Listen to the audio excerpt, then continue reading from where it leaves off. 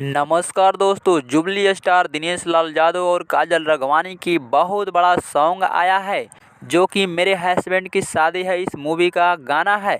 गाना के नाम है सलाहवा माना।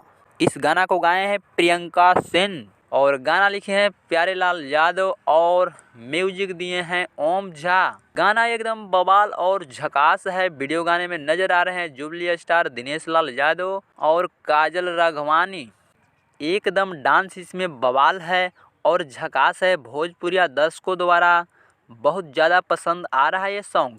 मेरे हस्बैंड की शादी है इस मूवी का 2 सॉन्ग पहले आ चुका है जो कि तहलका और बवाल मचा के रख दिया है। अब ये तीसरा गाना आया है, ये भी बवाल और तहलका मचाने वाला सॉन्ग है। कैसे काजल राघवानी कमर मटका रही है देखिएगा तो एकदम देखते ही रह जाइएगा। तो अगर आपको इस गाना को देखना है तो चले जाइए DRJ रिकॉर्ड भोजपुरी के यूट्यूब चैनल पर और जा कर के देखिए। मिलते हैं अगले नेक्स्ट वीडियो में, तब तक के लिए चैनल को सब्सक्राइब करें। धन्यवाद।